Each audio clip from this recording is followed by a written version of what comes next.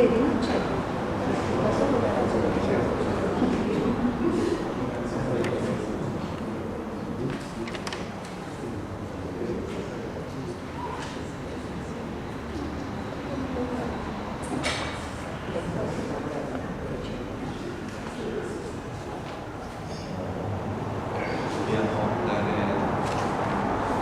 Qui il collegamento già?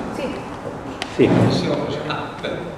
Buonasera, buonasera a tutti, benvenuti a questo importante e particolare incontro culturale che promuove stasera l'Istituto di Cultura Meridionale, che mi onoro di presiedere da 20 anni. Ho fondato io questa istituzione culturale privata e nella mia qualità anche di coordinatore nazionale della Federazione dei Consoli. Sono particolarmente felice di aprire un incontro, una serata così particolare su un tema tanto caro a noi italiani, in particolar modo a noi napoletani. Parliamo naturalmente della canzone napoletana e abbiamo stasera degli ospiti, degli oratori d'eccezione.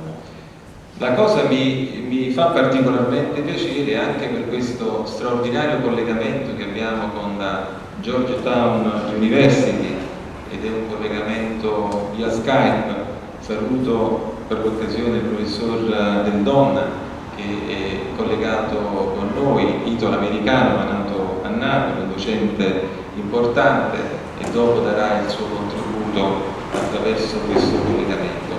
E permettetemi comunque pochissime battute, ma un saluto ai relatori. Innanzitutto un grazie a Paolo Animato e Francesca Seller che hanno voluto fortemente questo incontro. Vi prego di dare anche un applauso a Paolo e a Francesca.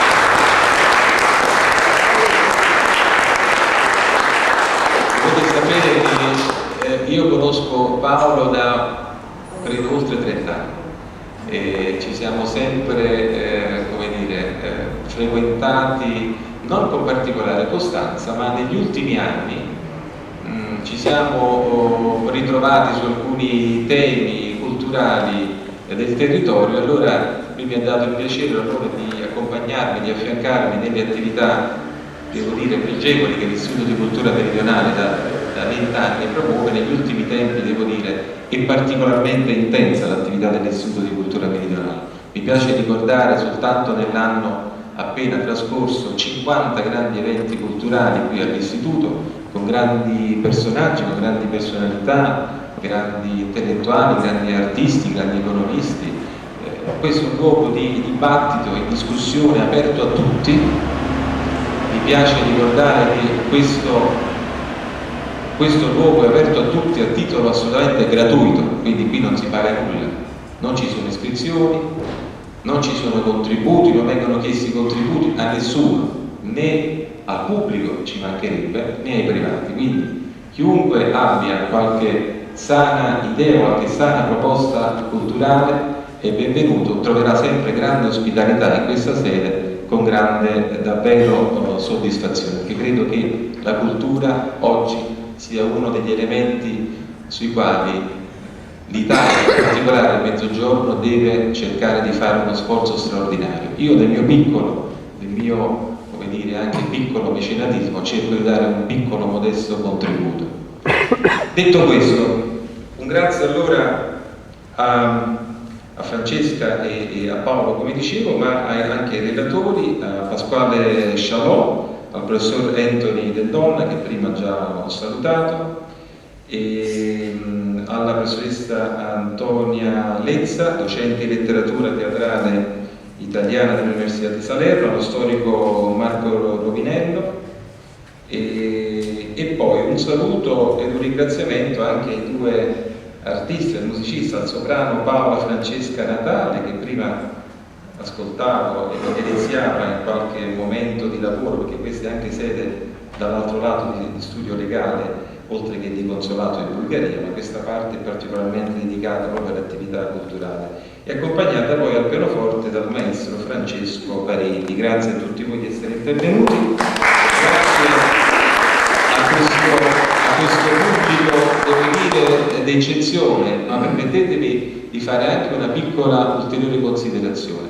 Vedo alcuni volti noti, alcuni amici, alcuni alcuni amici carissimi che spesso seguono gli eventi dell'Istituto di Cultura Meridionale, ma vedo anche molti volti nuovi e questo mi fa particolarmente piacere. Vuol dire che ogni proposta culturale, ogni incontro, ogni evento fa storia a sé. Questo per arricchire proprio la platea degli amici appassionati che possono seguire con interesse gli eventi che promuove l'Istituto di Cultura Meridionale. E quindi ringrazio ancora voi tutti, ringrazio gli organizzatori e passerei la parola alla professoressa. Grazie e buon ascolto.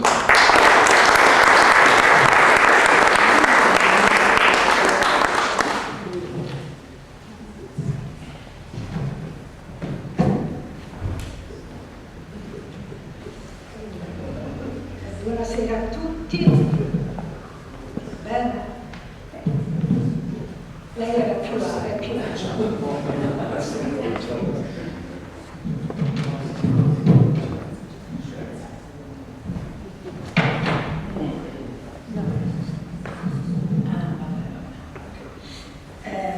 Buonasera a tutti, ripeto.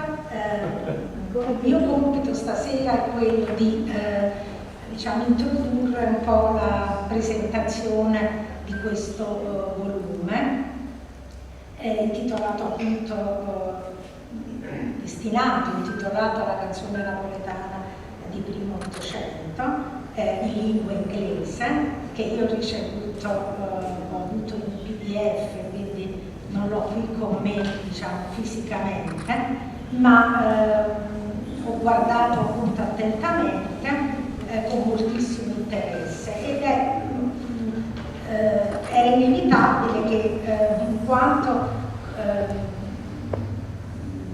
collaboratrice del volume invece precedente, quello intitolato appunto Passatempi musicali su Cotrò, quello che si stampato, pubblicato dalla Guida Editori e che era appunto il risultato di un convegno svolto a Salerno, avessi al conservatorio, sempre con la grande e perfetta organizzazione e maniereria di Francesca Seller e di Pasquale Scialò, dovessi necessariamente fare un confronto. Anzi, confesso che quando Pasquale Scialò mi ha detto di fare questa introduzione e presentazione, io pensavo che fosse questo volume tradotto in inglese tutto.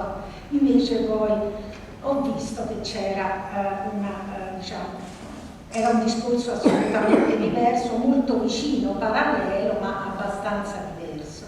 E i contributi che compaiono invece in queste edizioni appunto in lingua inglese sono quello di D. Stilo, che è sulle lettere, è intitolato appunto Luoghi di ritrovo di una poltrona dei viaggiatori, appunto che si rifà alle lettere di Guglielmo Cotrò, che aveva già trattato questo argomento nel volume precedente. Poi c'è l'intervento di Pasquale, di Maione, dell'ottimo amico e collega Francesco Cotticelli, della stessa Francesca, di Francesca Seller, appunto di Raffaele Di Mauro, e poi un interessantissimo contributo di Francesco Nocerino, che stasera dopo di me, appunto, come da... non parlerà del nome.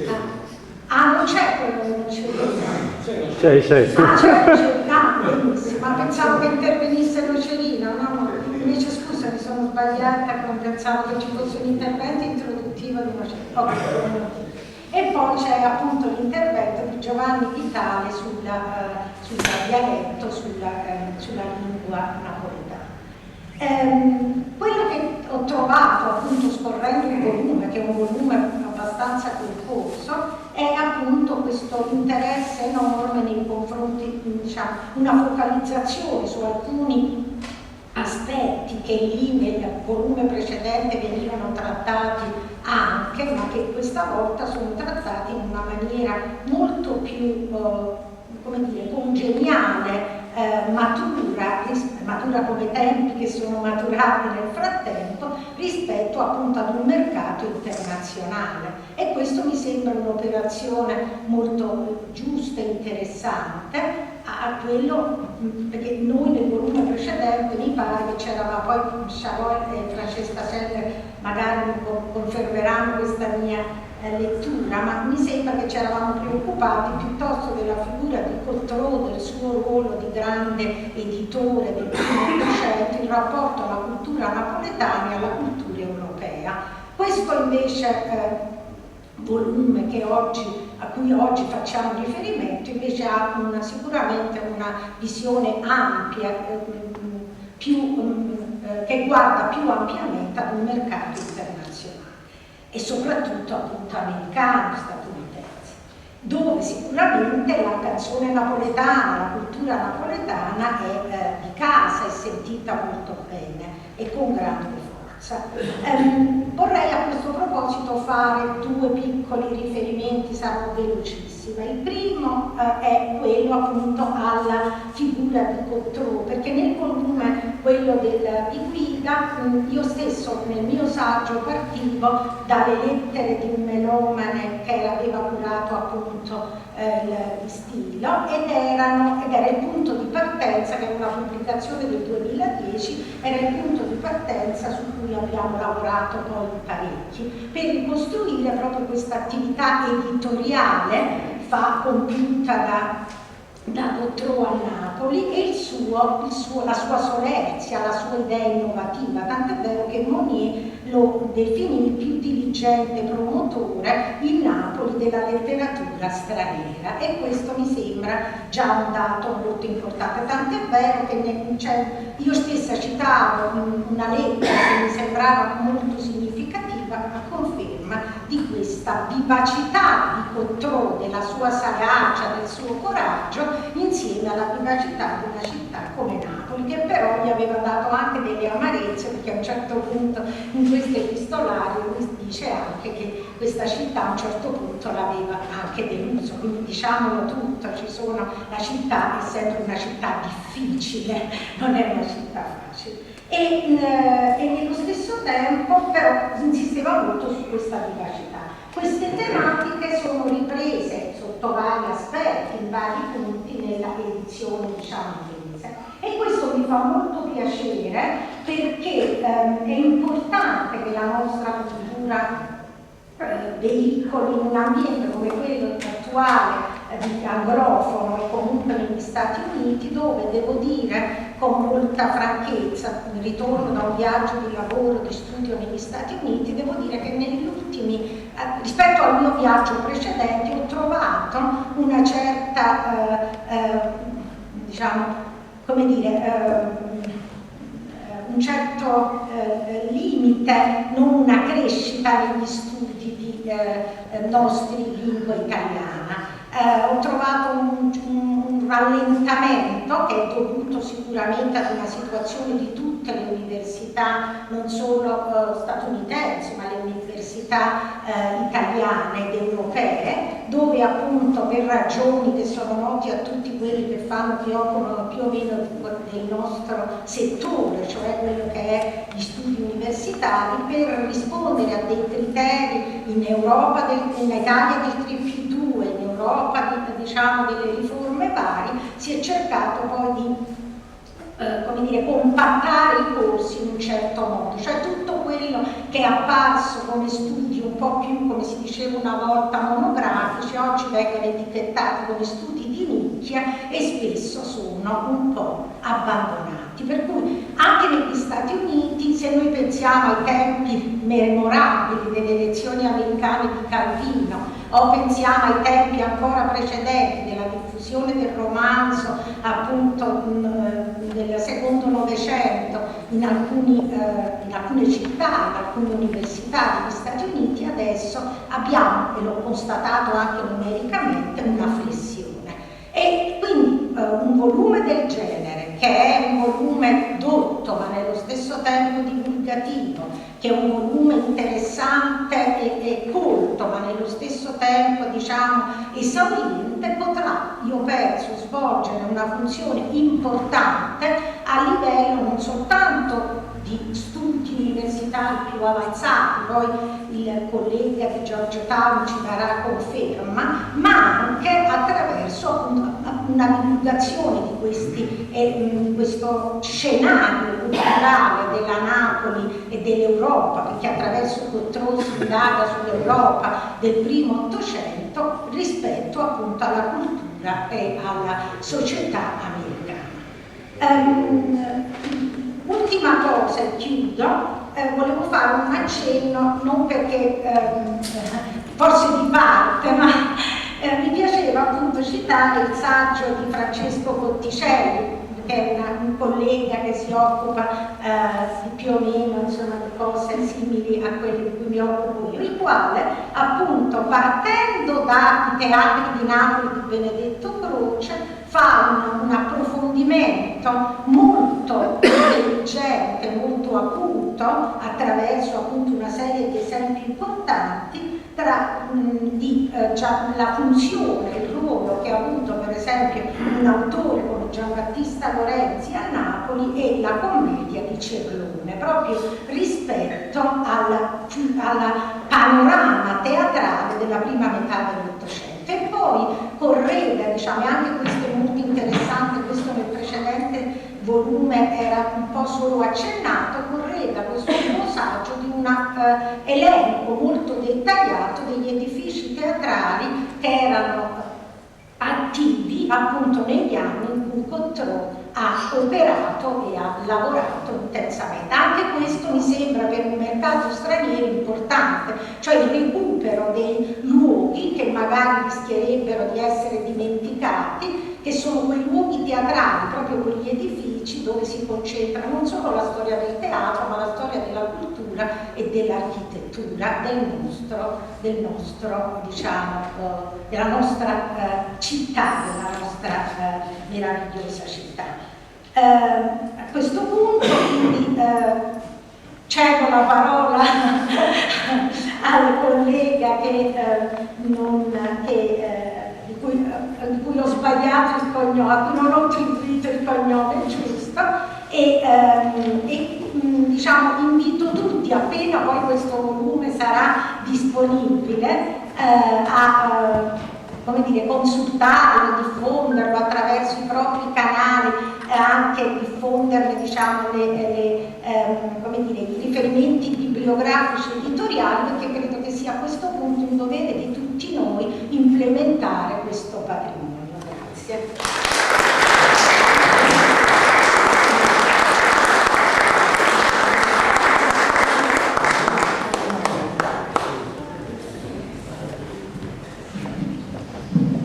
Buonasera, qui è quello sbagliato. Dunque, intanto grazie perché ancora una volta Francesca, Pasquale mi coinvolgono in una cosa in cui io non so nulla in realtà e di cui mi viene chiesto però di parlare, per cui io ho fatto i compiti e provo in qualche modo non a parlare del libro per due ottimi motivi. A, perché c'è chi è più qualificato di me a farlo, B, perché in sostanza ragionare di Cottreau significa ragionare di molte altre cose e quindi se Cottreau è interessante al di là che per il proprio aspetto proprio musicale, tecnico, specifico, anche per uno storico che di storia della musica viceversa non sa nulla, è perché Cottreau rappresenta una spia di grande valore, estremamente interessante, di alcuni fenomeni che caratterizzano la città di Napoli, il primo Ottocento, l'Europa del primo Ottocento e, con dinamiche non troppo difformi, anche gli Stati Uniti del primo Ottocento. Oggi va tanto di moda la world history, l'idea cioè di provare a collegare fenomeni geograficamente lontani. Cottreau è uno di quei nodi in cui uno storico spera sempre di battersi, perché attraverso lo studio di un caso tutto sommato, se vogliamo, localizzato e limitato, è possibile fare la storia di due continenti, di alcuni concetti fondamentali della modernità, anche senza sapere assolutamente nulla di storia della musica. Ed è il motivo per il quale io sono molto contento di venire qui a sostanzialmente discutere di due grandi parole che si legano a Cottreau in maniera assolutamente inscindibile. La prima è la parola nazione, e quindi francese, ma anche napoletano. Non dimentichiamo che quella napoletana viene percepita e anche dichiarata formalmente come una nazione, lo è anche giuridicamente fino al 1860. E in secondo luogo il termine cultura. Su un aspetto, io ho anche contribuito al volume del convegno di Salerno e una cosa mi ha molto colpito del passaggio tra l'uno e l'altro, e dirò solo questo perché in qualche modo è coerente con quello che mi faceva piacere discutere con voi, e cioè il passaggio da un collettaneo a una monografia, che è una cosa non comune nei collettanei. L'idea che finalmente si sia arrivati, dopo un primo esperimento, se vogliamo, a cui degnamente ho partecipato anch'io, ad un discorso che mi pare in qualche modo colga in maniera estremamente coerente e lineare e in qualche modo ricostruisca, partendo anche da alcune riflessioni fatte nel primo volume, l'immagine di questo personaggio così straordinario e del mondo o dei mondi in cui si va a collocare. Perché dicevo prima cultura e nazione? Perché l'altra volta a Salerno si discuteva, giocavamo anche un pochino con le parole, di quanto fosse francese o di quanto fosse napoletano. Noi oggi parliamo di un testo sulla canzone napoletana che sostanzialmente ha sul piano formale alle spalle un francese. La domanda che ci siamo fatti a Salerno a suo tempo e che in qualche modo io continuo a farmi perché non ho mica trovato una risposta è se sia possibile percepire, giudicare e quindi anche ragionare, spiegare il percorso musicale, culturale e anche biografico di un personaggio come Cotrou alla luce di due categorie che in qualche modo noi tendiamo a dare per scontate. Tendiamo a dare per scontate perché siamo uomini del XX-XXI secolo, per i quali l'essere francese è diverso dall'essere napoletano. Lo è sul piano linguistico, evidentemente, lo è sul piano della cultura materiale, lo è sul piano della percezione e dell'autopercezione. L'idea è che Cotrou sia giunto a Napoli da straniero, da francese, vi si sia in qualche modo ambientato e che tutto sommato sia identificabile con queste categorie: un napoletano francese, un francese napoletano, o magari solo un francese, magari immigrato, o tutto sommato talmente napoletanizzato da essere napoletano non più francese e quindi ad essere in qualche modo il grande divulgatore della canzone napoletana. Quello che lo storico vede in Cotrou in realtà non è nulla di tutto questo, è l'immagine concretizzata, incarnata nella famiglia Cotrou e in Cotrou in quanto individuo, di quanto sia complesso il concetto di identità dell'Ottocento, di quanto a questo concetto di autopercezione e di eteropercezione del che cosa sei contribuiscano fattori che noi oggi tendiamo a considerare tutto sommato secondari.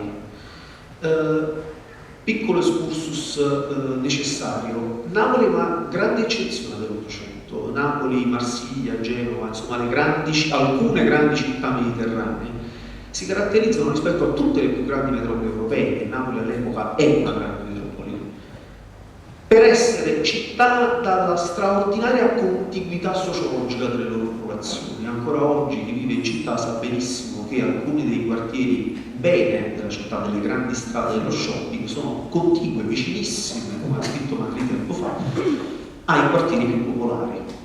Sul piano sociologico, Napoli è una città estremamente inclusiva da questo punto di vista, contrariamente alle grandi metropoli dove invece i quartieri, le banlieue, i quartieri poveri, Pigalle non è al centro di Parigi. I quartieri spagnoli, le zone popolari sono letteralmente incastonate all'interno dei quartieri bene. Napoli è una città estremamente inclusiva, come dicevo, sul piano sociale, ma estremamente divisiva su un altro piano. A Napoli esistono le minoranze, esistono gli stranieri a Napoli. Ma chi sono gli stranieri?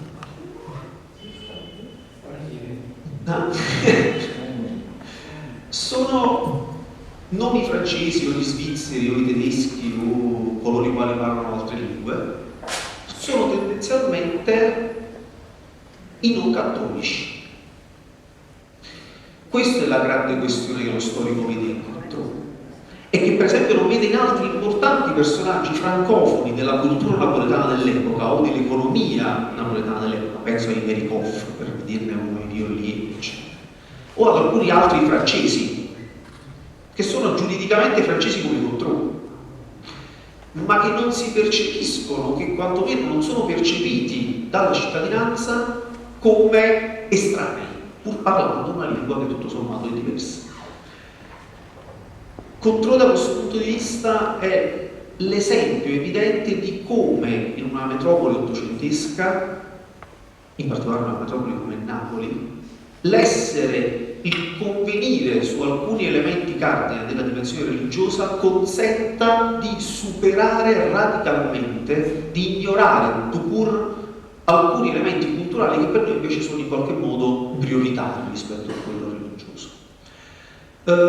È il motivo per il quale i Contreau adottano una strategia familiare che non è solo imprenditoriale, è una strategia personale, una strategia relazionale. Io ho lavorato non esplicitamente sulle carte Contreau, ma su carte di altri personaggi affini, ed è assolutamente impressionante la capacità con la quale questi stessi soggetti, anche dopo poco essere giunti a Napoli, vivono, si comportano, parlano, si percepiscono e si fanno percepire come napoletani, senza che nessuno abbia da obiettare. E che quando per esigenze di carattere personale questi scelgono di diventare napoletani anche sul piano giuridico, la cosa gli è estremamente agevole. Gli è estremamente agevole perché, sempre nella Napoli dell'Ottocento, sei straniero fin quando sei protestante. In caso contrario, ci sono molti dati, molte tabelle che in un convegno uno avrebbe portato, qui ve ne risparmio, me ne faccio grazie. Ma è estremamente interessante notare come i Contreau sono anche, a un certo punto, almeno una parte della famiglia si nazionalizza, si naturalizza napoletana. Sa dopo ritornare ad essere francese dopo 2 settimane, ma 2 settimane di numero. Perché in quel frangente, per questioni imprenditoriali, occorre avere una nazionalità napoletana per non pagare determinate tasse. È una strategia che a noi può apparire strana, perché in qualche modo è tradire la patria, perché in qualche modo è disconoscere un'eredità culturale, per noi magari. Per chi come Contreau vive questa dimensione strutturalmente multiculturale e che quindi non stupisce essere il mediatore tra culture, forse non è nemmeno un mediatore tra culture, perché non presuppone l'esistenza di queste 2 culture così antideticamente definite, così nettamente compartimentate. Da questo punto di vista, le strategie personali, familiari, imprenditoriali disegnano dei percorsi a zig-zag che per lo storico sono di straordinario interesse e che lo facciano personaggi del livello della fama e della rilevanza anche economica di personaggi come Contreau. Significa che queste non sono strategie adottate dalle manzoniane agenti meccaniche, da quelli che in fondo possono fare quello che vogliono perché non incidono. Lo possono fare personaggi anche di grande spessore, anche estremamente noti, perché in qualche modo l'elemento culturale di riferimento, ciò che li rende diversi, non è l'essere francesi, bensì è per l'appunto l'essere protestante. Chiedo scusa, non vorrei interrompere, ma vedo un po' impaziente il nostro ospite di videoconferenza. Qui lascio immediatamente la parola. Così andiamo alle conclusioni perché darei poi dopo la parola. Assolutamente. Grazie. Mi piaceva quindi soltanto far notare come sarebbe interessante ragionare sul Contreau, come in parte è stato fatto appunto nel testo, provando a non utilizzare o quantomeno a relativizzare termini che invece in qualche modo noi usiamo in maniera meccanica, come appunto canzone napoletana, come identità culturale francese, perché questo credo sia il vero merito e in qualche modo il vero interesse che un personaggio come Contreau, che un'esperienza come quella di Contreau, hanno non solo per chi si occupa di storia della musica, ma per chi più in generale si occupa di storia dell'Ottocento. Grazie mille.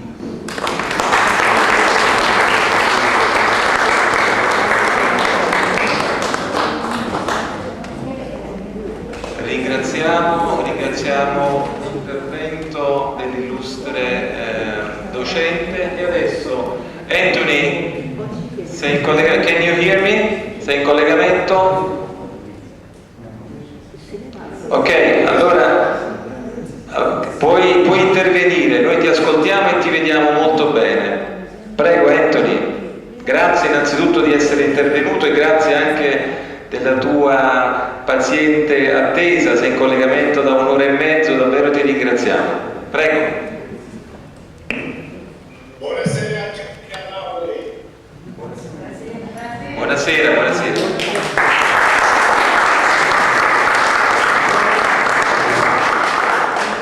Innanzitutto vorrei ringraziare il Presidente dell'Istituto di Cultura Meridionale, Gennaro Famiglietti, e anche i colleghi, il professore Scaloni, per la loro contributo a questo progetto molto importante.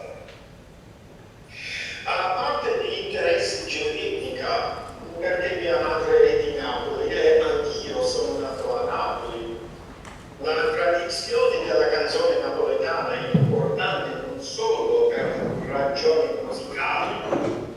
La canzone è un modo tramite possiamo imparare e capire la storia della grande città di Napoli, la cultura, la politica, la vita sociale e anche il carattere della gente. E insomma, nel mio parere, la canzone napoletana è l'anima della città di Napoli.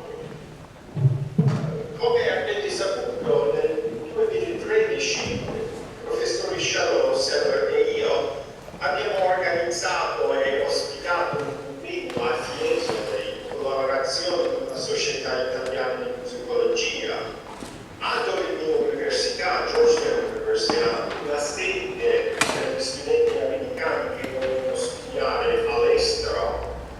Abbiamo anche organizzato piccoli concerti. Comunque i nostri studenti americani che stanno al concerto sono stati affascinati non solo dalla musica, ma la sostanza e risonanza della tradizione. E dopo il convegno siamo stati convinti dell'importanza da pubblicare un volume sulla canzone in inglese. Abbiamo scelto la casa editrice, si chiama Lexington Press, non solo per la sua importanza nella ricerca, ma anche per la sua specialità nella musica globale. Infatti, questo volume è il primo in inglese sulla figura di Ion Cadrò e anche sulla canzone napoletana. Ma io non sono soddisfatto solo con questo progetto, un convegno, un volume sulla storia della canzone, perciò ho deciso di creare un corso a Georgetown University sulla storia della musica popolare. Io e i miei studenti abbiamo ricercato, studiato, ascoltato e analizzato la storia globale della musica popolare e in particolare la canzone napoletana. Abbiamo messo in paragone la canzone con la grande tradizione della musica popolare in America nei primi anni del Novecento. Alla fine di nostre ricerche è stato chiaro che Ion Cadrò ha creato un modello di coltivazione, produzione e diffusione del genere popolare. Per queste ragioni la canzone napoletana continua ad essere una fenomena globale, non solo di Napoli o d'Italia. Vorrei concludere con la speranza di crescere questa collaborazione, anzi scambio culturale, con la grande città di Napoli e la tradizione della canzone napoletana. Grazie.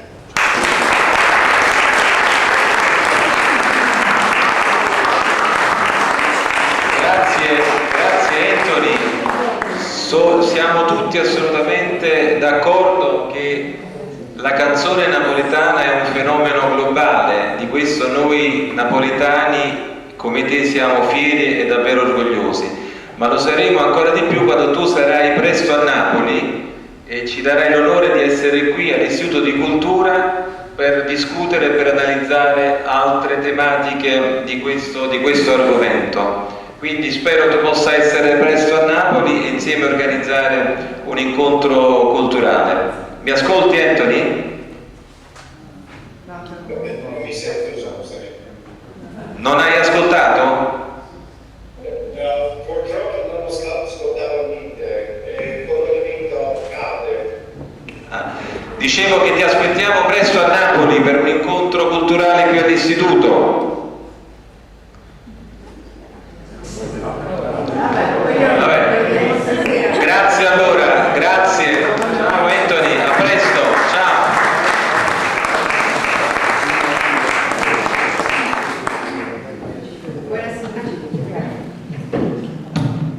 Prima di cominciare ad ascoltare Paolo Natale e il maestro Paretti, a me toccano i ringraziamenti. Prima di tutto ringrazio l'avvocato Famiglietti per la sua ospitalità che è sempre squisita. Ringrazio i relatori, è sempre un piacere ascoltarli, siamo noi che abbiamo sempre tanto da imparare da voi.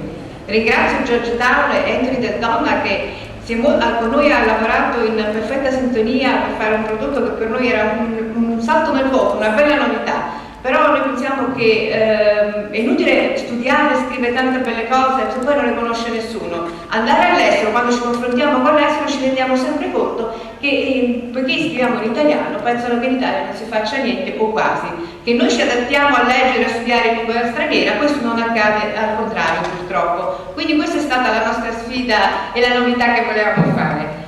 Voglio ringraziare anche la Georgetown University che ci accolse in una maniera fantastica a Villa Le Pazze a Fiesole, una villa meravigliosa dove in effetti abbiamo passato 3 giorni quasi di vacanza insieme. Voglio nominare i contributori e i collaboratori al volume di cui oggi parliamo. Il volume si apre con un lavoro di Massimo Di Stilo, i luoghi di un viaggiatore in poltrone. Ringrazio Massimo che ha fatto un lungo viaggio per essere qui con noi stasera.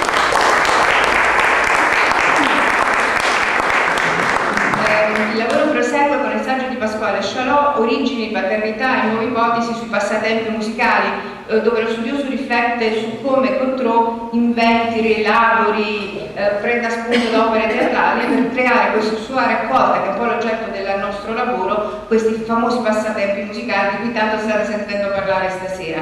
Ma non si può parlare di canzone napoletana se non si riflette su quello che c'è intorno. La canzone non nasce per caso ed è per questo che abbiamo in questo volume il saggio del professor Maione, Funzione della canzone in napoletano nella drammaturgia comica del primo Ottocento, e quella del professor Cotticelli, Dopo l'età d'oro, considerazioni sul teatro napoletano di primo Novecento, proprio perché certi fenomeni culturali non nascono per caso e la città, la capitale, offriva nel primo dell'Ottocento un'offerta musicale molto più variegata di quella che possiamo immaginare. Ancora ricordo il saggio di Francesco Nocerino, scusate, anche il professor Maione e Cotticelli sono tutti a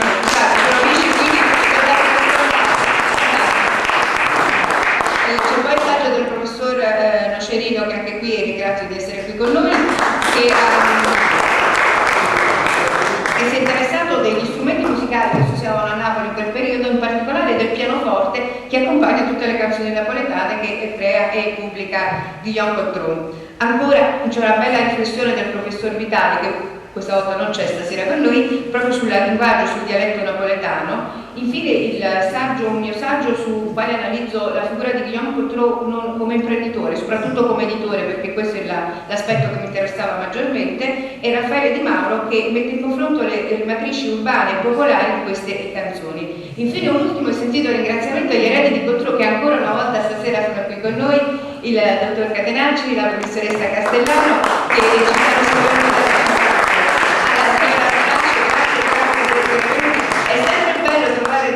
Diciamo, parliamo di una cosa viva, Cotrò accompagna la mia vita dai tempi della tesi di laurea, quindi mi sembra che sia una persona di famiglia. Grazie a tutti.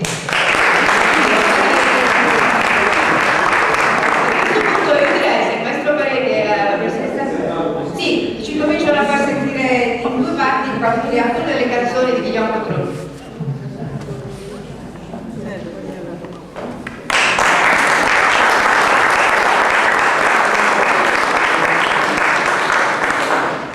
Parole sulle canzoni che seguiremo. Abbiamo scelto di mettere un po' a confronto dei brani presenti nella raccolta dei passatempi musicali e dei brani scritti da Donizetti sullo stesso testo o sullo stesso argomento. Il primo brano della raccolta dei passatempi si chiama La Romanella ed ha un testo che lo stesso Donizetti ha messo in musica col titolo L'Utradimento, è più noto forse in questa versione. Mentre il secondo brano ha un'affinità di argomento, si chiama L'amante scornuso, basato su una scala particolare, la scala maggiore napoletana, insomma, che Cotrova ha riportato fedelmente nella sua tesi. Donizetti ha fatto invece un brano in italiano, si chiama La Canocchia, ma parla sostanzialmente dello stesso tipo di vicenda. Buon ascolto.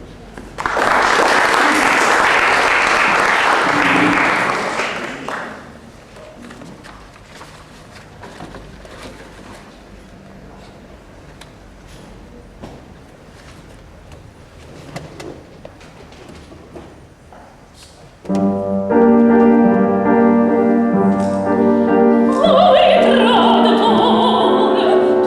poi la so, e poi scagnò.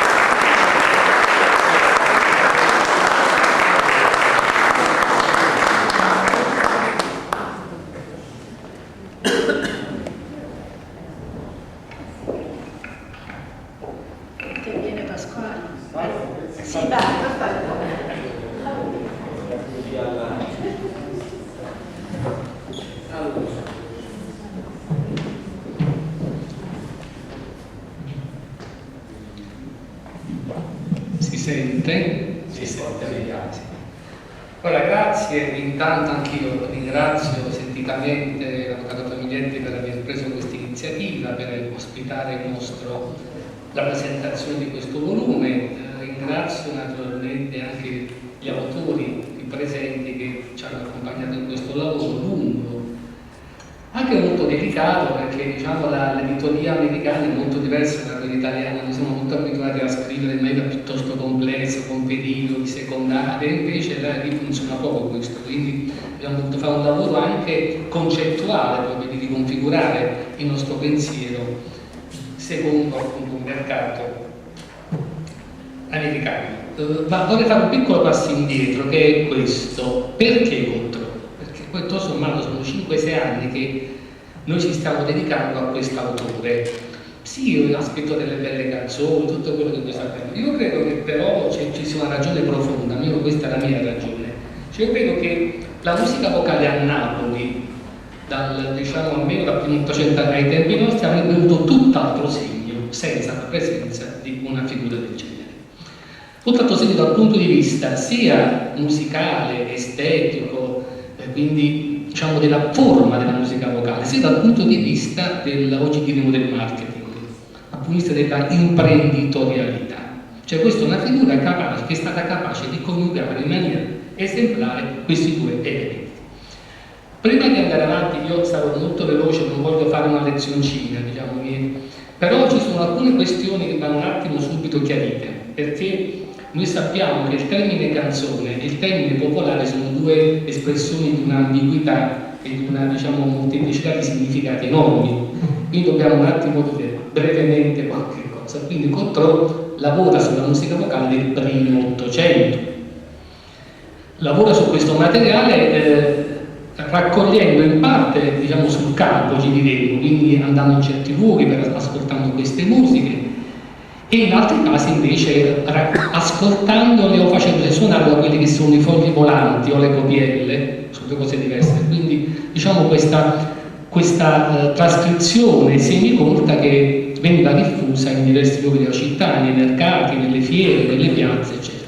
E poi Cottrau, come prima il professore Vinello accennava, aveva questa prossimicità con la città e con i napoletani, quindi molto spesso forse avevi in casa qualche cameriera che gli passava qualche informazione. E poi Cottrau agli inizi lavorava anche nel campo, diciamo, agrario, girava per i paesi per andare a raccogliere, diciamo, delle imposte sulle terre. Quindi mettiamo insieme tutto questo, questi sono gli informatori di Cottrau.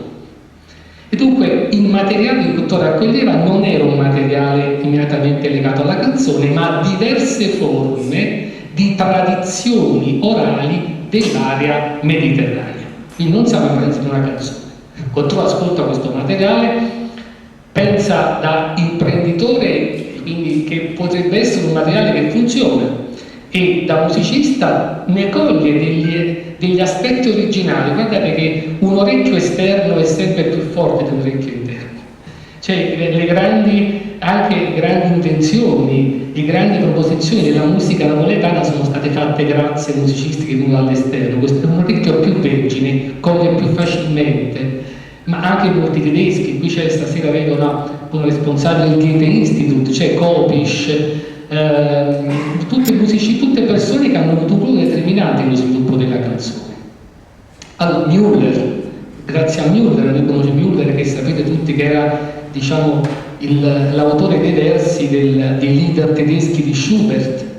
Grazie a Müller che noi conosciamo il Guarracino, mica grazie, diciamo, a Roberto Murolo, cioè dopo è arrivato Murolo, ma la prima fonte è ottocentesca. Allora, tutto questo materiale non era quello che noi oggi chiameremo canzoni napoletane, era un materiale spurio, un orecchio attento coglie questi materiali, ne coglie anche l'originalità e trasferisce questo per un prodotto del salotto. Capisce nel salotto di avere la centralità del pianoforte, un'estensione abbastanza, diciamo, insomma, ridotta anche nella vocalità, e trascrive questo materiale in parte lo reinventa. Quindi Cottrau è contemporaneamente un raccoglitore, un trasformatore e un simulatore di musica napoletana di quegli anni.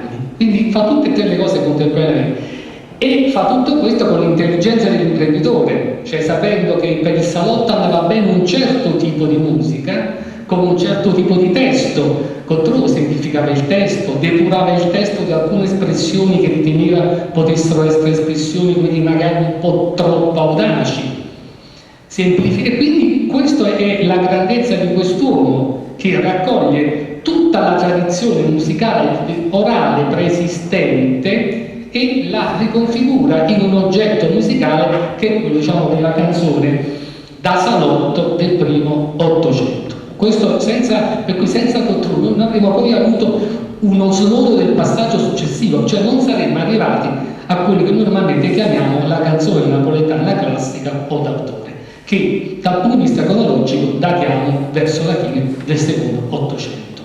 Ora, scusate, non voglio fare il pedante, però se noi non capiamo che c'è questa periodizzazione, che c'è questa scansione, noi mettiamo tutti uno stesso calderone e la qualcosa crea dei problemi serissimi allo studioso, ma anche all'interprete. L'interprete deve sapere che si canta diversamente, come sa, d'altronde, Fenesta Vash rispetto a come si canta con Ingrato, perché sono due periodi storici diversi, sono due espressività diverse, sono due vocalità diverse. Se non periodizziamo questo, allora mi piace molto l'espressione inclusiva che usava precedentemente Rodinella. Allora, detto questo, la seconda domanda che voi vi fate, scusate, ma allora che cos'è canzone napoletana? Fatemi capire. Allora, io sicuramente userei un metodo inclusivo, però questo metodo inclusivo va periodizzato, se no non capiamo niente. Perché Napoli è pieno di neve, è vero che è canzone, ma è il song della città, diciamo, di fine secondo millennio. Non può essere paragonata che vi devo dire, a Sirena oppure a Renaggio, perché sono due momenti diversi, due forme diverse compositive, due strutture diverse, due lingue diverse. Allora probabilmente ci dobbiamo mettere d'accordo, perché troppo spesso noi utilizziamo questa popolare canzone in una maniera così sinonimica che crea soltanto confusione.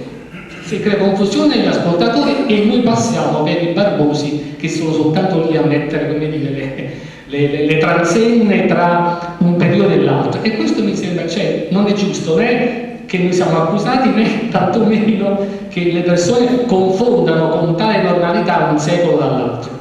Questo in molte musiche dell'Ottocento tedesco, nessuno si sognerebbe di paragonare appunto un lied di Schubert con un pezzo di Schindler, perché sono due mondi diversi. Allora, detto questo per dire che il lavoro che fa il buon Contrò, strepitoso, senza il quale noi non avremmo proprio avuto documentazione di tutto ciò che accadeva prima dell'inizio dell'Ottocento. E lo fa sia sulle fonti tradizionali e, siccome era un grande ascoltatore, un amico, un imprenditore dei grandi compositori, Donizetti, Bellini, eccetera, lui poi prende anche dalle opere. La prima edizione dei Classici musicali non è mica soltanto fatto di canzoni, ma ci sono pezzi di Rossini, pezzi di Schubert, cioè lui era un assemblatore di materiali, quindi faceva il mercato commerciale, diciamo, della musica. All'interno di questo mercato commerciale individua un filone che ritiene sia serio, caratterizzante e tutto sommato mi piaceva anche abbastanza, oltre al fatto che era remunerativo. Questo è, allora direi, come usciamo da questa impasse? Io sono molto vittima di questo problema perché sto scrivendo la storia della canzone e ogni volta dico: ma che sto scrivendo questa cosa? Mi sembra ogni volta che io entro in confusione, non volendo fare un lavoro divulgativo, ma non per questo impreciso. Probabilmente noi abbiamo un canto napoletano che nel corso della storia ha diverse vicende e quindi possono partire dal passato, poi passiamo per le villanelle, fate voi, poi arriviamo agli ultimi cantanti, la Maienza Vitale, quindi questo è un canto di area napoletana. Poi abbiamo una periodizzazione che ha diverse forme e quella di fine 800 fino agli anni 40 noi l'abbiamo chiamata canzone classica napoletana o d'autore perché riteniamo che sia l'age d'oro in cui aspetti formali, aspetti estetici, aspetti produttivi, perché c'era bisogno dell'evento per fare tutto ciò, aspetti rituali, tutti insieme, come dire, formano un unicum più o meno congruente. Per questa ragione noi diciamo che quello è così. Quello che viene dopo che cos'è? È ancora canzone, sicuramente, ma avrà sviluppi diversi, eccetera. Oggi che cos'è? Avviene ancora, se uno mi dice ma tu ritieni che è insabbitabile, uno che fa delle cose, fa della bella musica, fa world music utilizzando i nostri temi. Questo è quello che io penso. Vado velocemente, poi credo che dobbiamo ascoltare la musica e poi leggere il libro, non ascoltare gli oratori, diciamo. L'altro aspetto che mi sta molto a cuore è quello, diciamo, relativo alla paternità dei materiali di Cottrau. Io vi dico la verità, quando negli anni passati ho cominciato a interessarmi di Cottrau, insomma, era un bucio continuo, una sorta di leggenda metropolitana. Ecco, quello Cottrau si fregava i pezzi popolari, poi li metteva dentro e li vendeva il suo nome, per cui c'era un alone completamente negativo, il che, voglio dire, certo, potrebbe anche essere stato così. Noi ci siamo un po' messi a ragionare diversamente su questo materiale. Come abbiamo ragionato? Abbiamo detto, beh, noi cerchiamo di capire se questi erano materiali preesistenti, se erano attribuiti a qualcuno, perché in tal caso potrebbe essere. 2, se i brani che normalmente Cottrau si attribuisce, vediamo se hanno un'originalità, c'è un dato per cui possiamo accostare tutto questo. Guardate, vi posso garantire che a conti fatti e con gli studi fatti da me, diciamo dai miei colleghi, in questo senso in particolar modo con Raffaele Di Mauro, che ha fatto un lavoro di molte correlazioni etnomusicologiche, io posso affermare con grande convinzione, ma più che convinzione con documenti, perché io posso essere convinto che una persona per bene, quello poi in Sicilia mi spara, no, con documenti che Cottrau durante la sua vita non si è mai appropriato di un brano che non fosse proprio. Non solo, ma siamo in presenza di un problema opposto, cioè che in molti brani che lui scriveva, come Fenesta Vascia, che è sua, lui non la dichiarava perché, essendo un francese, essendo un imprenditore, essendo, come dire, pensava di essere troppo spiazzato, troppo scoperto. E poi ma come un francese che scrive le canzoni napoletane era terribile, per cui lui le faceva tanto, si vendevano, per l'interesse fondamentale era questo della vendita. Allora, diciamo, perché diciamo tutto questo è documentato? È documentato perché Cottrau, diciamo, volendo fare una piccolissima casistica, molti brani sono brani autenticamente tradizionali, lui li ha raccolti, li ha arrangiati per pianoforte per il salotto. Ok. Altri brani invece lui li ha costruiti ad hoc utilizzando frammenti di tradizioni preesistenti. E allora l'esempio che un attimo fa vi facevate con Donizetti, ma potrei fare molti altri esempi. Per esempio la famosa Fenesta Vascia, l'incipit verbale è un incipit di una villanella cinquecentesca. Padrone Crudele, per la prima volta devo dire che è Massimo Rivitera che questa cosa la tira fuori in maniera molto chiara, essendo studioso della musica vocale di quel periodo. Quindi lui prende materiali e assembla questi materiali con l'intelligenza di provare a fare un prodotto ad hoc per il salotto napoletano. Quindi molto materiale preesistente. Come preesistente, appunto, sono casi in cui lui rimusica, prende materiali. Il famoso guarracino di cui tutti quanti credo sapete di che si tratta. Il guarracino è sicuramente una storia marinara tipica della nostra area e lui raccoglie questi materiali, ne fa una struttura narrativa molto complessa di ben 19 strofe e ci mette una musica. Guardate che tranne pochi nessuno canta quello che è scritto nello spartito pubblicato da Cottrau, quasi nessuno. Tu la fai? Non lo so, io sono contento per Lello Ferrari qui con lui, non l'ho mai sentita da te, ma ti credo. Diciamo, l'ha fatta anche, per esempio, come vedo stasera Gianni Lamagna, l'ho fatta anche io, cioè sono cose, perché noi questo materiale non l'abbiamo sentito attraverso le fonti originali, ma attraverso dei rifacimenti. Che succede? Inizio 800 si pubblica questo materiale fino all'800, la Ricordi si riappropria di questo materiale, adesso non posso stare qui a spiegare troppe questioni, diciamo, commerciali, e lo ripropone come se fosse di altre persone. la famosa Fenesta Lascia. Volevo fare un esempietto, maestro Paretti. Fenesta Lascia, per esempio, noi tutti la cantiamo fammi la versione De Meglio, no? Com'è De Meglio? Voi sapete questa, vero? Versione controllo. No. C'è questa appoggiatura che cambia il gioco. Perché lui era il primo che ha proposto queste cose, dopodiché sono state riprese e manipolate i successivi. Allora, chiudo veramente questa apologia, diciamo, di Cottrau, adesso non tanto artistica, ma usciamo da queste dicerie metropolitane, Cottrau ha rubato, eccetera, eccetera. Perché esiste un dato, e con questo poi vi saluto, cioè voi sapete che il problema di diritto d'autore, diciamo, negli anni specialmente inizio 800 era molto complesso, eccetera, eccetera.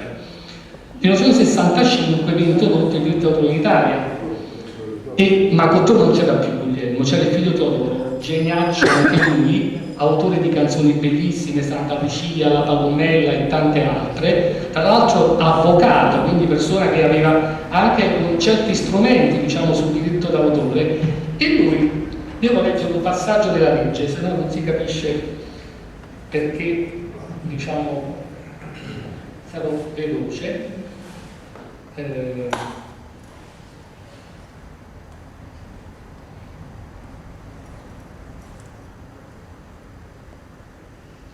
Intanto bisogna dire che molti altri studiosi, penso per esempio uno fra i tanti, Ettore De Mura, che ha scritto una bellissima enciclopedia, una canzone napoletana, lo difende dicendo non mi pare, ma era più sull'aspetto di una persona per bene, non credo che avesse fatto una... Intanto c'è tutto un epistolario molto lungo che Di Stilo ha egregiamente curato, dove appunto lui scrive alla sorella, alla madre, dice ma avete capito che cosa strana, io sto qua, scrivo questi brani e praticamente questi li appropriano, non mi metto io come autore e questi se li appropriano. Pensate addirittura che tra il 39 e il 40 viene pubblicata in Francia un'edizione pirata.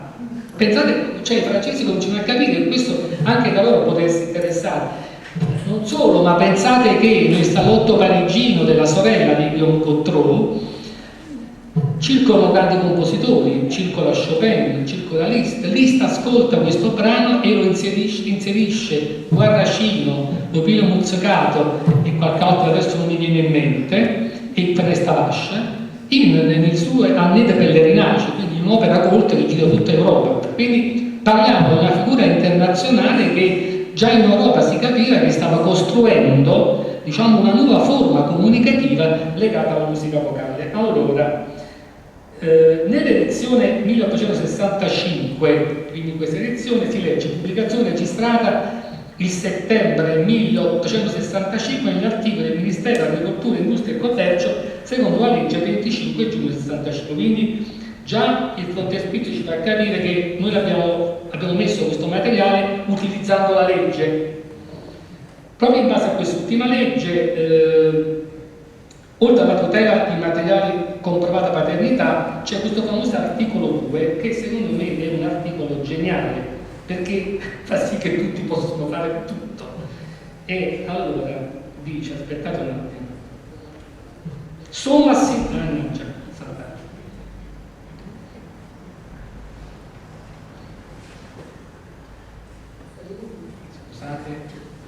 sono assimilate alla pubblicazione riservata all'autore di un'opera, la stampa o altro simile di pubblicazione delle improvvisazioni, delle letture degli insegnamenti orali, quantunque fatti in pubblico, purché trascritti mediante la stenografia o altrimenti.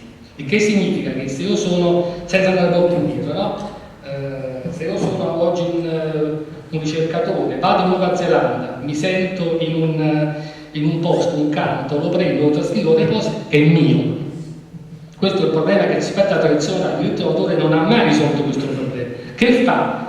Come dire, l'intelligente e stratega Teodoro Cottrau, quando vede che tutti quanti rubacchiano la roba del padre, che tra l'altro nessuno ha messo mano, dice, beh, questa è la legge, e rideposita tutto come se fosse di nuovo Cottrau. A quel punto succede lo scandalo. Ma come? Un brano come questo, e questo è la cosa che è successa, e questo è diventata poi naturalmente la leggenda metropolitana secondo cui tutti quanti potevano giocare e additare, perché certo fa molta rabbia, sapete, pensare che un francese arriva qui e produce le 7-8 canzoni più belle dell'inizio 800 e non hanno fatto i napoletani, quindi i napoletani in questo si erano un po' arrabbiati. E questo credo che sia una piccola, diciamo, un piccolo assaggio di quello che scriviamo nel libro, e ti fa capire l'assoluta fisionomia pionieristica di quest'uomo che con questa sua idea, diciamo, assemblativa dei materiali ha un'idea assolutamente moderna che è molto più vicina alla popular music che non al salotto ottocentesco. Grazie.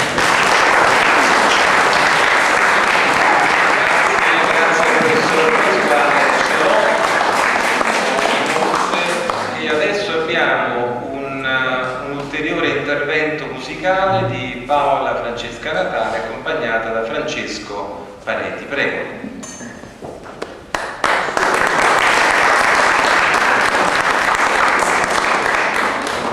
Famosissimo Me voglio fa una casa, testo musicato prima da Cottrù, poi da Donizetti, e per concludere Celesta Vascia, non poteva non mancare.